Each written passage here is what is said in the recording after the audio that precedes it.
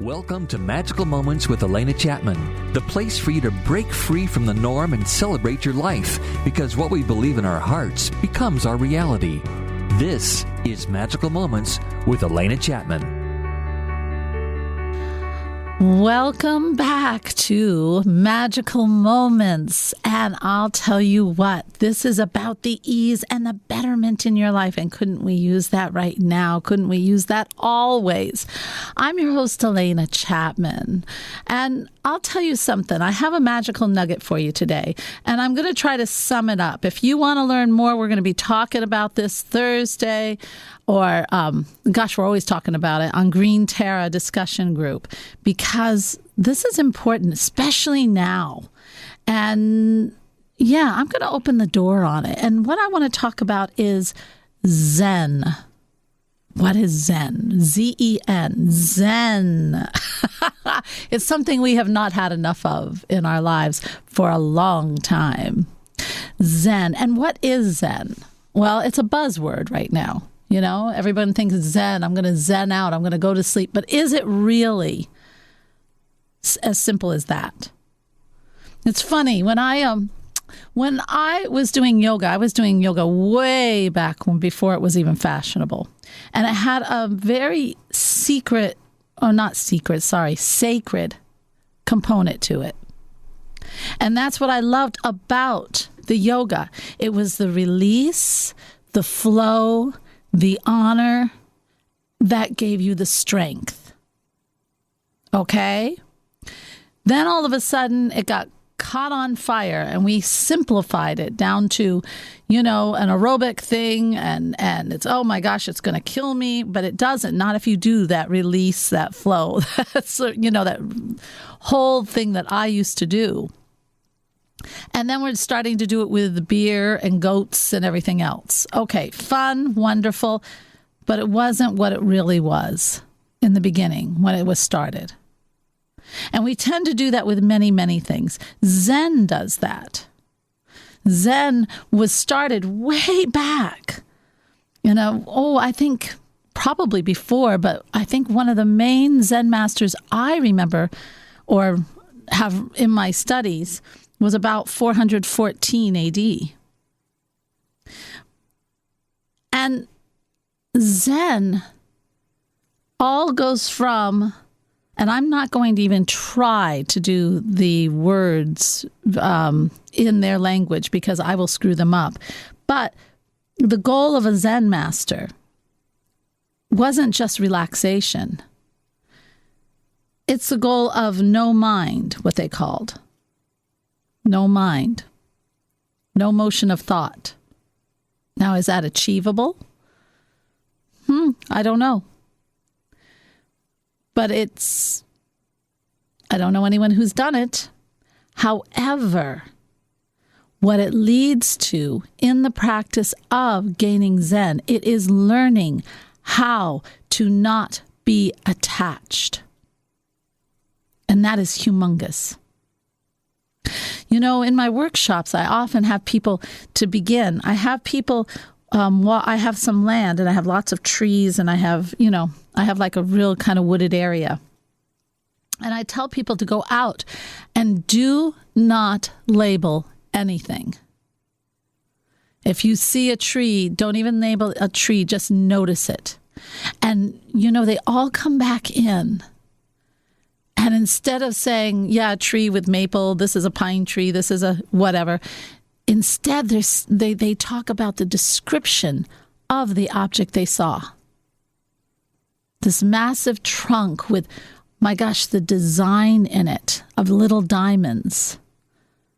Or the leaves are parallel or the leaves are not. All of a sudden, we start looking into the detail of whatever it is. So what am I trying to say? My gosh, very simply, we get hypnotized by our thoughts. We get hypnotized by words. And we allow it to feed that monster inside. And we call it analytical thinking. But then it turns into worry, doubt, and fear, which then turns into anxiety, which then turns into depression. What if we have those words and thoughts, but we don't own them? It's a very interesting concept. It's funny, when I became a master gardener, and I am a master gardener, and I was fascinating with learning the names of everything. I even told the instructor, if I could put you in my pocket and just have all your knowledge. But here's the thing. Then when I went out into the woods and I went hiking and I knew so-called everything lost its magic. When I didn't know everything, that's when I saw the beauty of each plant. That's where I saw the details of each plant. How many times do we mistake that so-called knowledge for everything? We have to kind of look at ourselves. Now, I don't say we want to go around and be a zombie everywhere. That's not what I'm saying. But what I'm saying is, don't get so sold on your thoughts. Allow yourself to say, I don't know. This is a longer one, but I think this is important. The Bodhidharma was a Zen master in 500 AD. Fascinating man, had very sharp eyes. He came to China. He had a very heavy beard, and he said he has nothing to teach. And he was a very fascinating, kind of a rough man, you know. But he was interviewed by the hierarchy, or probably the prince or the ruler of China, who was Wu. And the emperor said, you know, we have built many monasteries, and many nuns and monks have been confirmed, and they're there, and they have all this. We have done much for them. And what is the merit? And he said, I don't know. And then he said, well, what is the first principle of the high doctrine? And Bodhidharma answered, in vast emptiness there is nothing, and nothing is holy. And he says, well, then who is standing before me? He says, I don't know. And you would think, well, he's being kind of sarcastic. But what he's saying is, I don't know. Do we really know ourselves? Can we really put in words to ourselves? And are those words really true? Can we put words to anything? When we start to learn that our words limit our ideas, then we open our minds to feeling it, sensing it, discovering it, and creating from it. Don't get sold on your ideas this week. Start to explore things. It puts you in the present now. It puts the sacred moment in there. And it starts to open up curiosity. And it starts to open up creativity. The ideas will flow like magic. It's in the experimental. Now, the person I have today kind of did that. She's going to be the perfect example of this. Her name is Marna Pacheo. She's the owner and founder of CapeAble weighted products. Now, we've heard about some weighted products. Oh my gosh, they are fantastic. After adopting her daughter, Millie, about 12 years ago, she spent countless hours researching the effects of abuse and neglect on the brain and looking for tools that would help calm Millie's sympathetic and vagal nervous systems. She knew these tools had to be dignified, fashionable, and functional. When she could not find adequate solutions, she created her own. And then she crafted from that fashionable weighted cape for Millie, taking extra care to keep the weight evenly distributed in alignment with some of the research she had done. With her new cape, Millie was able to self-regulate enough to handle the sensory overload that poor girl was encountering every day because of her abuse. And with that, I'm going to bring on Marna, who you are just going to love. Hello, Marna. How are you? I'm wonderful. Thank you so much, and thank you for having me. Oh, I'm so happy to have you. All right, so I let it in, but we got to talk about this. So would you tell us a little bit more of what you went through with your daughter when you adopted her? Right. Well, I affectionately call her my hard, beautiful miracle because she really is all of those things. Life is not just about the only joys and the only lows and hards. It's embracing all of it. It's the beautiful, it's the hard, and it is the messiness of life. And so it is. It's very true. It is. Before we adopted my daughter, you have all those dreams and ideas and fairy tales. Oh, it's going to look like this, and it's going to be this way, and only, white picket fences and rainbows and sunshine is what is going to happen, of course. Yeah, of course. But that's why I call Millie my miracle, because she has taught me so much. So we are going on 13 years of when we actually went over to her country where she was born. And where was that? What country was that? China. Oh, okay. Okay. She was just over 2 years of age when we met her for the first time.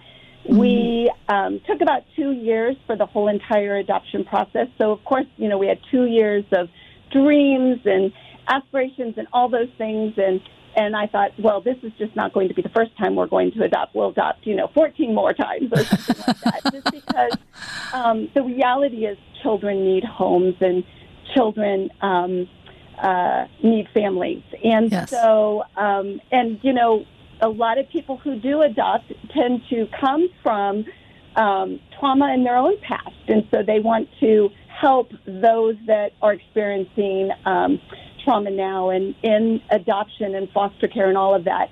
There are so many children that, of course, are experiencing trauma and abuse and neglect daily, unfortunately. So it is prevalent. I mean, people don't understand. I know, and I actually have quite a few clients, and I'll tell you what, the ones that have been through the foster system, yes, there is so much damage. Not that all foster parents are bad. No. There are some wonderful foster parents out there. But the ones that do damage, they do serious damage to the esteem, to the confidence, to the belief in themselves, to the thoughts about what they have about the world, what they have about life in general. They distort everything. Well, we say that trauma changes the brain, period, in its simple form. And the more that society understands that trauma changes the brain, which we all are now in this 2020 time really getting a better grasp, a beginning. We're very young in understanding this, but the more we can grow and expand and educate ourselves and also take a look around and discover and learn and be open to understanding what trauma does to the brain when it's in the womb or after birth, and then, of course, developmentally. And so that just brings it right back to what Millie taught me. Of course, I did not know all of those things before I adopted her. No. I certainly was tried to educate myself as much as possible about attachment, but attachment was often talked about in a very vague way, or that doesn't happen very often. Or it was more like when you're looking at a behavior, but really you need to be asking what's driving that behavior, what's behind the behavior. Usually when you see a behavior that doesn't quite fit in. There's something going on before that. And so often we don't want to do that, do we? No, we don't, because it takes time, and it's self-discovery, and it's hard, and it's also it's hard to think, well, did we make a mistake, or what did we do wrong? And of course, just like a Hallmark or a good book, we want to start at the beginning, and we want it to be everything great and wonderful and fine. And as life goes on, and then you hit this wonderfulness of happy life, and really, life is about all of the joys and the sorrows and the beautiful and the hard and the messy. It is. I often say brokenness is temporary, but in that brokenness, I think we learn and discover so much more. We do. As we went to China to adopt our daughter and met her for the very first time, she was shut down. She did not cry. She did not speak. She did not speak Mandarin, and she did not do anything. And of course, I'm thinking, oh, that's wonderful because it's not traumatizing. Well, she was shut down because she was so traumatized for the first 2 years of her life. And I remember the second week in China going, I think we're going to have some surprises, but I didn't know what those surprises were going to involve and what it would mean and what it would do, and eventually what she would completely, absolutely inspire, which is just such a miracle. She is truly a miracle. Now, my daughter is going on 15 years old in the new year. She'll be 15 soon. And Millie is a lot like who she was when we met her, if you will. So, what does that mean? Well, I think I'll get there in just a moment, because I'll just say beforehand what happened was, as I learned about trauma and the brain and understanding what it did, then, of course, Mama Bear kicked in, and it was like, okay, I'm going to find every solution. I'm going to figure out what I need to do. I'm going to search under every rock. I'm going to read every book. I'm going to get online, even though I'm not tech savvy. I mean, I was going to look, and figure this out. But what it did is it taught me. And then then there's acceptance, and then there's always hope. And what can we do to help her succeed in life as best as possible? And then that is true. That is true. That's what people do. First, they're really proactive in learning about it, seeing what they can do. But when they see there's no answers, then they enter into the acceptance role. And that's crucial. You have to enter into the acceptance role. And then from there grows the hope. But that's also where the creativity and you taking complete ownership of knowing that it's going to be better. And that's what opens the creativity. Correct? Yes, very much so. Yeah. And for Millie, she did not have that attachment. When you're in an orphanage of any state, big, her orphanage was over 700 children. And even if you do an age category of it, I mean, even in her little area, there were over 60 children, and there is no care. There is no reaching into the need. And so when you start talking about attachment, a lot of people think that it's just natural, and it's, you have a baby and the baby cries and you pick the baby up and you pat it, and that caregiver or mom or father or whomever, the caregiver is giving that love. But when that cycle of attachment is broken, it changes the brain. And so Millie is diagnosed with complex developmental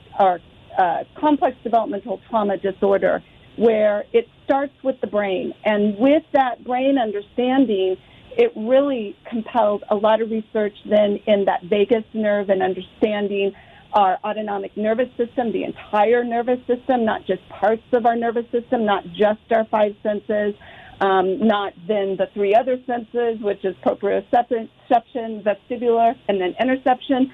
And then, of course, we start talking about touch. What is true touch? Human touch. Babies were not meant to be born and then left and tied up in a crib and to never be spoken to or coddled or loved. No eye contact, no kind words, no nothing. And Millie was born with a cleft lip and a cleft palate. That is considered a bad luck. If you touch that bad luck, then that bad luck will rub off you. Oh, that poor girl.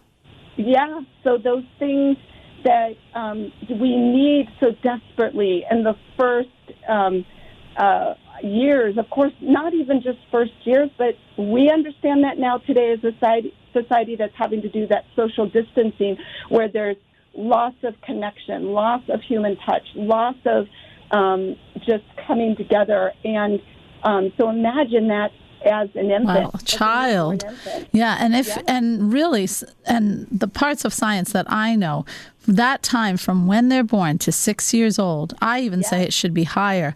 That is the form, that is everything to our whole being. That's when, in some of the sacred terms, it's our ground chakra, and it's when we turn from the I of being born into the we. How do we associate to society? How do we associate? Do we understand love? It's funny, I was listening to this girl on YouTube who had just escaped North Korea. It's very fascinating. I am finding it so fascinating. And she said, words are so important. And because the way she was raised in her formative years, she never heard or felt the word compassion. Yes. And so she said, I didn't have compassion. I would see someone who was suffering and I'd look and notice, but then I'd go on with my daily life. Right. And, because she was never taught that compassion. We don't, so when you have a child who's tied up, no eye contact, no love, no touch, that child is totally sensory deprived of everything. Yes. And that's one of the first things that develops. The reason that a baby can suckle from the mother's breast or take a bottle is because of you touch the cheek and the baby moves its head and the baby then its need is being taken care of. The attachment cycle being broken is one of the worst human things that could ever happen. Oh, of course it is. And so in that attachment loss or attachment brokenness, then we've got to look at the brain and how do we then have empathy and connection. We don't look just at the behaviors of the child because that child is going to have lots of trauma, and then that trauma displays itself in behaviors and actions. And so then you've got to look behind it and then create more or different neural pathways. We know so much more about the brain now. We know there can be healing. Now, it does not mean that it's going to be, I once spoke, I had an accident, I can't speak anymore, now I'm healed. It's not always just that clean or straightforward, but there are things that can be done, and that's what I learned. And that's what we kept researching on, and starting with the brain and not starting with behaviors, and looking behind that. And realizing when a brain is shut down or when a brain doesn't have that progression that it should, then you can do things or create things to help that either through therapy, through weighted products, of course, that's what she inspired, and then through attachment therapies, empathy, connection. There's so much brain science. Dr. Bruce Perry is amazing on what to learn. He wrote the book, The Boy Who Was Raised as a Dog. I know that book. That's a very good book. Yes. Very good book. Lots of science behind this, but we're young in this science of brain science, if you will. And we know so much more now, so we ought to do better now. And that's the idea. What has happened with the weighted product. We know that weighted therapy can be helpful, but there's been a lot of old information, a lot of 30 years of old information that's still here today. And so why we call it smart weight technology is because we wanted to get smarter about it, more educated about it, and to to really start to understand how it works with our whole body holistically and also non-pharmaceutically, and that it is not adding a drug. I'm not trying to be a doctor or replace a doctor, but, there's things that we can use that are helpful, like oils and other things. Yeah. Meditation, yoga, like you mentioned earlier. Right. And all of those things can be wonderful tools. We just happen to be one very current to neuroscience excellent tool in the weighted therapy of today. That's cool. So what was Millie, all right, so she was shut down when she came home, and then some kind of actions. Where did you find that loss, loss of knowing what to do? And how did you move from that into, oh my gosh, I can develop something of my own? Right. And what was the result of that too? So that this is a little bit of a story here. Right. So Millie's surprises were that she was mostly nonverbal. It took her about 4 years before she even tried to put words together. Millie was shut down, but she actually was not in that deep shut down state. She was at that moment when we met her, but really she was in that fight and flight element. Wow. We're talking not just, a fit, if you will, or I'm just upset. We're talking she was in survival brain. That means that for her, because that attachment cycle was broken, she only could lean and depend on herself. And so she knew this at the age of 2 years of old, being at the age of 2.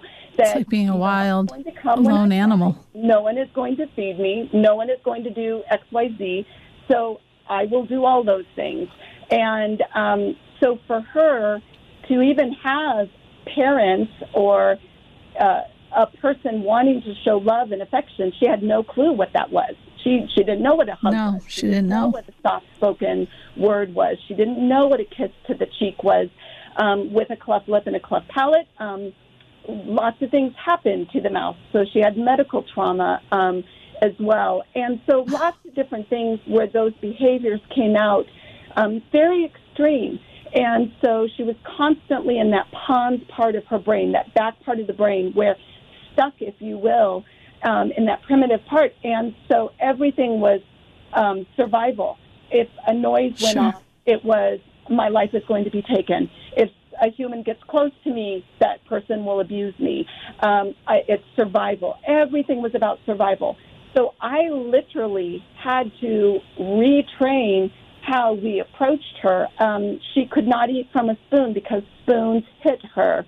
And so I would feed her with my finger, or I laid spoons around the house, and we would play little games like the spoons are our friends, and we love spoons, I love that story.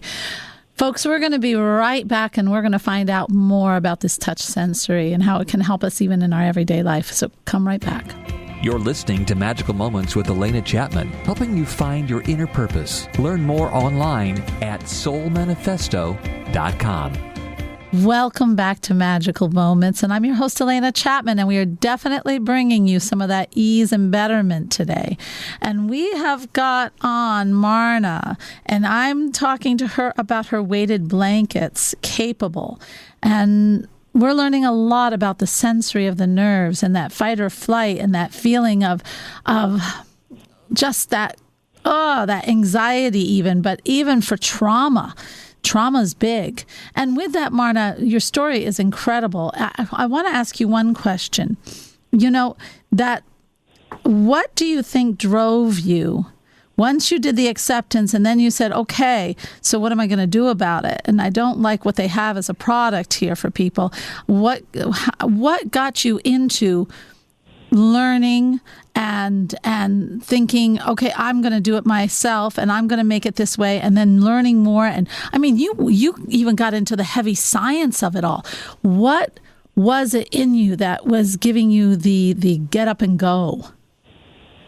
Well, quite honestly, I love to take hard concepts, which are actually hard for me in my own past and my own brain, the way it operates, and make them easy, to get to the root, to really get to solve the problems or the lack of practicality, if you will. And so for me, as we discovered that this nerve activation was so important to deep touch pressure, which is what Dr. Temple Grandin spoke about, then it was like, okay, wait a minute. What is deep touch pressure? Is it just a heavy blanket? Is it a heavy hug machine? What is it? And really, to condense it, it's what we call the 3 C's. And the 3 C's are compression, conformity, and constant contact with more nerves. And so that is really important to get that signal from the nerve to the brain. If you do not touch the nerve correctly, then you're not going to get that signal to the brain correctly or as fast as it can be. Or it won't last, or it will not last, exactly. Yeah. So for that nerve activation, it means that you have to evenly distribute the weight, and the weight has to be in contact consistently with more nerves. And then you can have that felt safety over your entire nervous system, not just parts of it, but the entire nervous system.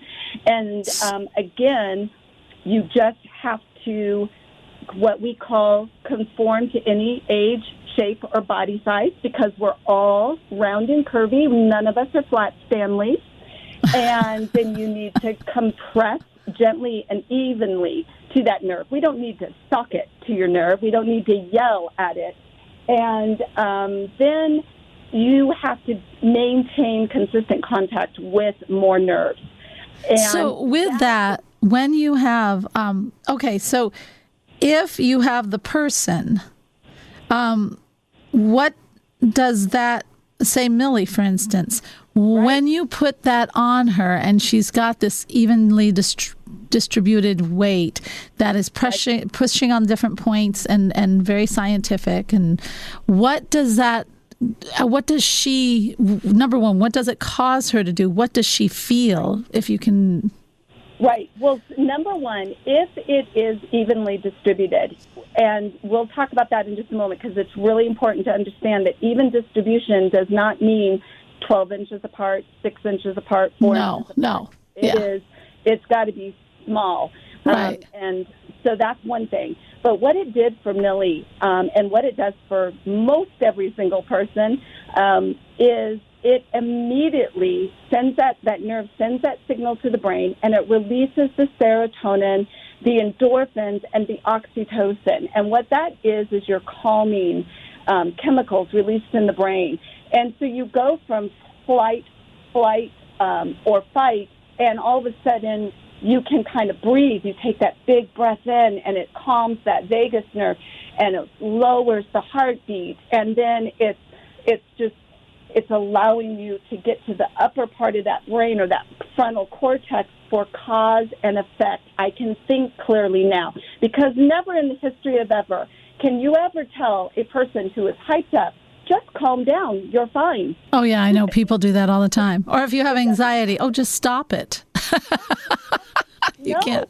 There's a physiological thing that is happening in the body. There's an imbalance. And so we are using weight done correctly to touch the nerve, for the nerve to send the signal through the spine, by the way, up to the brain. And to that brain, then the brain releases those wonderful calming chemicals. Now, here's the problem. Everyone is screaming, oh, the weighted blanket craze. It's wonderful. It's exciting. It's going to help and do all these things.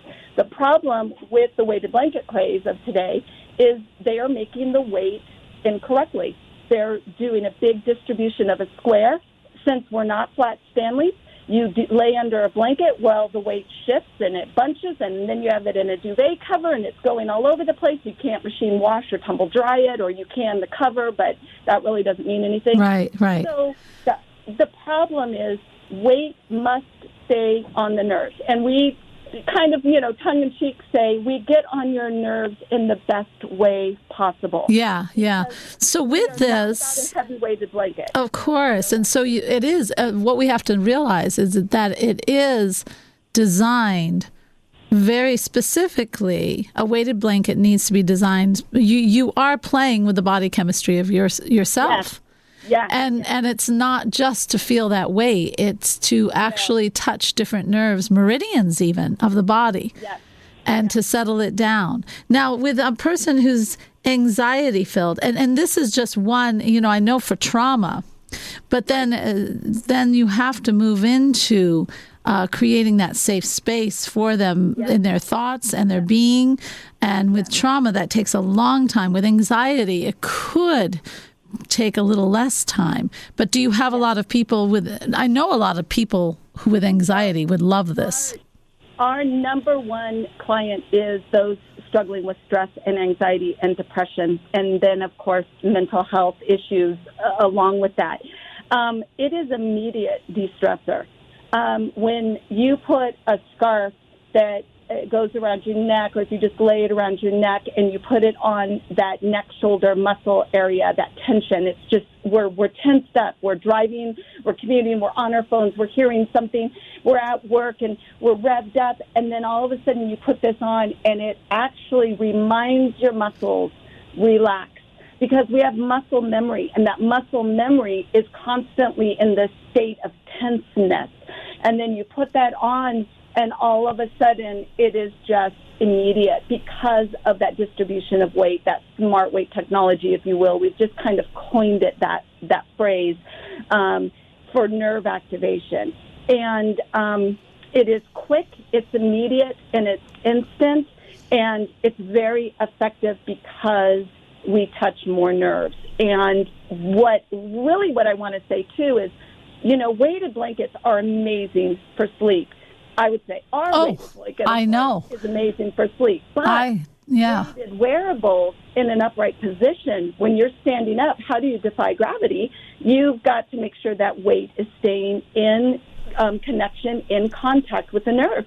And so we have the weighted wraps and the neck scarves and, those things that you can wear while you're sitting at work, at your desk, while you're commuting, driving, out and about, and we call it comfort on the go. Yeah, it's wonderful. But I would say, it's great to get people back to a status quo for anxiety, to get them back to that feeling of calm and that feeling that they are in control.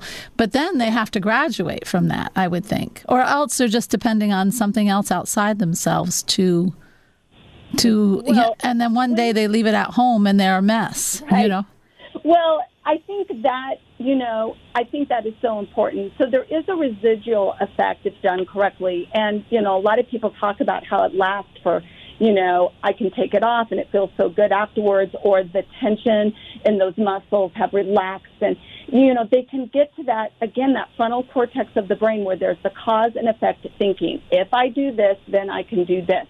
And a lot of times when we get to that, then you add other tools. That's right. Good self-talk, meditation or listening to calming music, or all of the different things. Again, we are not the only tool. We are just the best tool when it comes to weighted therapy. And it's proven now, clinically proven, which is amazing. Yeah, it is very amazing. No, I do think it's a wonderful way to get back to the status quo. And to understand, you get your muscles relaxed, you get... it does. It just, because of the pressure on certain parts of the body, the chemicals of serotonin and relaxation start to fill the muscles immediately. But then you've got to learn, how do I stay in the status quo? Right. Now, interesting about deep touch pressure is it's not just about heavy, because then a sack of potatoes could work. It really is about how you touch that nerve. And so that's the third component of smart weight. It's getting to the third layer of that hypodermis in your skin, which is your pain receptors, whether you like it or you don't.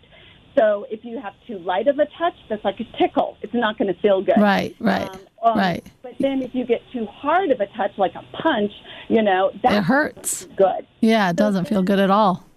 It has to stay in touch with the nerve, and to reach that third layer. And then no matter how you move under the blanket or in an upright position like a wrap or a scarf, that weight needs to not cause a restraint or restriction. Right. Because then that turns into something, takes your brain to a whole nother place. So you really want that freedom of movement, and that's exactly what our product does. So with Millie being 15 years old now. Yes, almost 15. Yes. Almost 15. She's as old as my youngest. Well, my youngest is going to be 16, but yes. So what has that helped her to be? I mean, it stopped all the destructive behavior, I take it, but no. Millie's behaviors are extreme, and they still are. And Millie will need constant therapy the rest of her life, and she will have to be taken care of the rest of her life because it did leave permanent damage to her brain cognitively. And so she has multiple diagnoses, and she is so joyously Millie. But we are always searching and looking for those tools to help her. I will say that this tool for her tends to be the most immediate to get her out of that fight and flight immediately. And that's a good thing because then we can use the other tools in our toolbox with her. But she is in a self-contained special ed class in school. She always has to have many sets of eyes on her because her actions are very impulsive. And, not a lot has changed at some level except for the fact that she, whether she understands it or not, is touching thousands and thousands of lives by inspiring this product. And her life has purpose and worth, and she's beautiful. Oh, hon, I know. No, she is. She is. It's really funny how, so many times when we're going, I always say sometimes the things we have go on in our lives, we always want the good, but the growth doesn't come in the good. And yes, we want that good. We want to be able to say, oh, life is just wonderful. And most people, when they come to me, they want the magic in life. They want to feel that all the time. But they don't understand that the magic grows bigger and bigger when the challenges come. Yes, and that is what I would like to say, that Millie, potentially on this side of heaven, will never be healed, but I will tell you, she can function if we know more. And the one tool we do use a lot is the weighted product because it's done correctly, and it does help her, and it does get us to that beyond the behaviors, if you will. And so it's very important to make sure that the tools that we are using are current to neuroscience. We need to make sure that we are having tools that are working in the best way in our own lives. And you asked about, well, can you, after a while, you can't wear your weighted product all day long. You're right. No one will wear it all day long.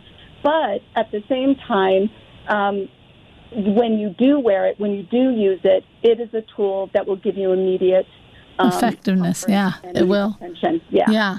How have you found yourself grow in all this experience? Your own personal self? Oh, well, of course, her trauma ended up allowing me to discover and bring forth to continue to walk through my own childhood trauma. And wow. So she definitely has just propelled me to understand more about what happens to the brain in trauma. It was almost like, oh, that's why I do that. Oh, and it changed my parenting. I have a 26-year-old and amazing older daughter, and it changed my parenting style. It changed how I view so many things. How did it change the parenting style? I'm curious. Well, with parenting style, you think, especially with your firstborn, of course, I always say, we're so sorry you're the firstborn, all our mistakes are on you, Yeah. For me, you cannot control another human being, period. No. You are there to walk along and, of course, disciple and discipline, and to do that in a way that is compassionate and truth-filled and discovering together. And so, a lot of times when you do have all that as a beginning parent, you are nurturing, you change the diaper, you keep them alive, you do all these things, you're in charge of it, if you will. But then as they start to discover and grow and have free will, of course, and do all those things, you think, well, you will do that and you won't do that, No. Yeah, you don't stop being in control. Yeah. Right. It's instructing and walking alongside, and you do have to graduate, and empathy and connection, all those good, yummy things. Yeah, and it is true. I think and I dare say, I really do think every single one of us has gone through some kind of trauma. Yeah. And it's funny. I just took. I was working. I do a lot of inner child work with some people. And I've had a couple clients where they had this major block, which kept them from, I help people connect to themselves, to divinity, and to their higher self. And the thing was, it would block all that. There was a block. It's like, nothing. They could not get there. And when we did the inner child work, you would think it would be this big traumatic thing like Millie, But sometimes what we don't understand, sometimes it is something so incredibly small. It can be maybe a mother who isn't able to love you like you think. Or a style of parenting. Well, look at it with me. When I did my inner child work, I'll be my example because I'm me. So when I went back, I had to look at it. It started when I was 3. And it was because my mom she thought she was doing the right thing. It's not like it was wrong, but it wasn't good for me. And it caused me a trauma where, she wasn't around. She was in the house, but she just left me alone to do my thing because her mother was so overbearing with her that she wanted me to have the creativity. So what she did was she let me just be. Well, that was fine. But then when she went to have my brother, and I was at home and we had all these little puppies, and my dad burnt the eggs. 3 years old. I'm sitting among all these puppies and I looked at him and I said, well, guys, we're on our own from here on in.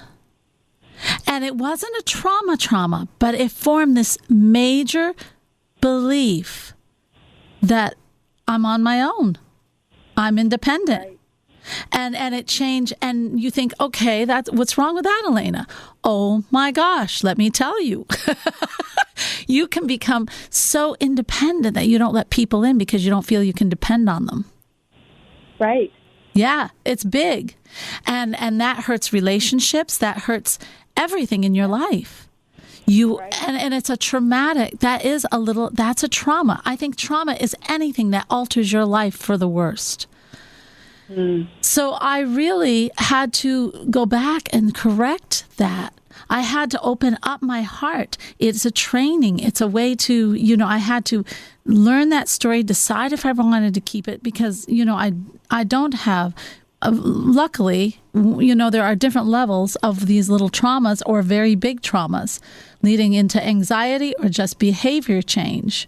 Mine's just the behavior change. But if you can learn that story, then change it, take it, accept it, and then change it to what you want and open your heart, change your thoughts. Yeah, you can change it. And I think any tool that you have, such as the blankets and the work you do on yourself, oh my gosh, you can acquire anything. Well, yes. So yes. I know that there's such a weighted blanket craze of today, and most of those are being mass-produced offshore. But yeah, you have to be careful. A blanket right here that has been clinically proven with a controlled IRB study shattering the old 10 to 15% body weight rule. Well, yeah, are doing it correctly, and according to neuroscience of today. Well, people really do have to study. You don't want to it's so funny. We always want to oh, anything will do, but it's not. It's not. And gosh, guys, that's anything in life. I love that we would love to go for the fast deal, or we think we're stealing it. And oh my gosh, stop that mentality, because you're not stealing it. Everybody's just as smart. Right. And you're getting what you pay for. And you also are getting what we just don't steal things in life. Number one, that brings up a whole nother issue, because that is breaking the cycle of giving and receiving. One of the laws of the universe. It's called the law of receiving. And when you steal and you get that in your mind, I'm stealing that, then all of a sudden that breaks that bond between giving and receiving. You break the flow of energy in your life. And what happens when you break a flow of energy? It sticks. It sticks in you. And so all of a sudden you get into this mode of, I got to get this in the bargain. And you're buying stuff you don't even need because it's a bargain. It breaks everything. It's all about what I can get. You see? So that's a mentality. That's a lack mentality to begin with. You got to open yourself up and say, if I need something to help me grow in some way, if I have terrible anxiety. I once knew a person who had such bad anxiety, she actually tired out her adrenal gland, and it would shoot off whenever. That's a problem. And if you're desperate for something, and you grab what you can quickly grab, and I understand because it's everywhere today. But I want to plead with those if you are desperate to have help, with that anxiety, the stress, for better mental health, for lots of different things, chronic fatigue, cancer, chemo treatments. I mean, so many different things, Alzheimer's and dementia, that it is helping. Please study how weight can be done correctly. We are the only ones in the world actually doing weight correctly. We're the only ones doing it correctly, that's what my daughter did. That's what she contributed. Yeah, that's so cool. That's weight so cool. Being scientifically proven better because of smart weight technology. And we can quickly grab something, but it may not give the results that they were hoping for because it's not being done correctly. So I wanted to ask you, because this is my question. Yeah. All right. So I have a curiosity question. So I slept with my blanket for last night, and I don't have any trouble sleeping. I mean, I'm out like a light. I love it. And I'm pretty calm. I'm a calm person. I have a very calm core. And so it wasn't curing anxiety or anything. In fact, I went to bed feeling fantastic, but I've got this thing. Okay, Marna, I got this thing I love. I will put blankets and blankets on top of me. Why? Because when I sleep, I love to feel that weight on me. Yes. Well, when I put that blanket on, and I had 2 thinner blankets underneath in my sheet, and then I put that blanket on, oh my Lord, that felt so good. And I thought, well, now why? Why is it? And why do we have a thing about weight? It's all about the brain. And so what happened is with that CapeAble blanket that you put on you, because of that nerve activation, more nerves, because of the right amount of weight per square inch touching your body. It's not too light, not too heavy. And it touched that nerve. Those nerves said, yum, yum, yum.